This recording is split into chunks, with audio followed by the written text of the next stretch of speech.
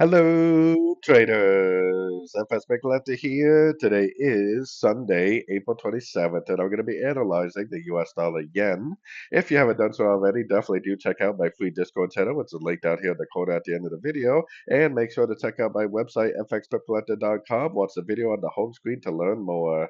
So anyways, this is my full top-down analysis that I do once a week, starting on the monthly time frame, going all the way down to the 1 hour. So, anyways, on the US dollar yen, I'm definitely very, very bearish still. I mean, we are bouncing from a fib level, but I think it's just a pullback within a downtrend. I think this is eventually going to go down and take out the low of wave 4 because that's what should happen when you have a correction to a 5-wave impulsive move. You should take out the low of wave 4. So I think we got a wave A, we already got 3 waves of B, and we're likely still in a downtrend for a wave C. So taking it down to the shorter time frames, like I always say, no matter what time frame you're trading, this higher time frame is extremely important. So going down to the weekly, I mean, we definitely just bounced off a pretty significant support. So more than likely, it is going to probably make a bounce, but more than likely, this bounce is going to make a lower high, and continue the downtrend. But there's nothing stopping this bounce from potentially lasting a couple of weeks and making some pretty good rallies on shorter time frames. So going down to the daily time frame. So on the daily time frame, we have what I would consider a perfect 5-wave impulsive move. Then we have a pretty nice bounce right at a support area, and we have a breaker structure. So that breaker structure proves to me that this move down is over. So now I have my Fibonacci retracement on that move down. I would expect to see a 1, 2, 3 pattern, whether it's an ABC or WXY or whatever, up to one of these Fibonacci levels before we end up continuing the downtrend.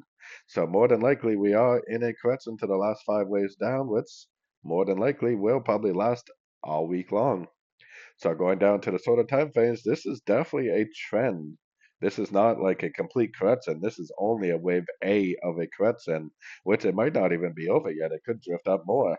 Eventually, it probably will make a pretty decent pullback to the move up, which would be like a wave B, and then probably up again to for a wave C.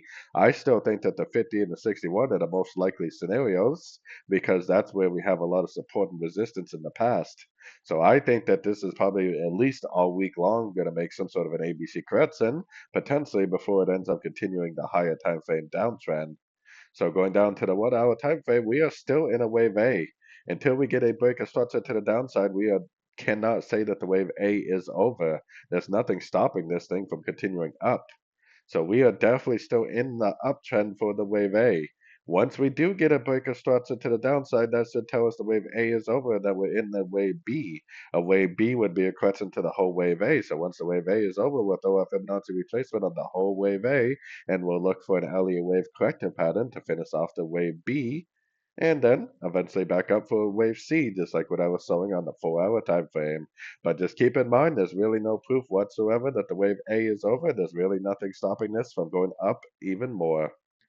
So anyways, don't forget to like and subscribe. And as always, thank you for watching and happy trading.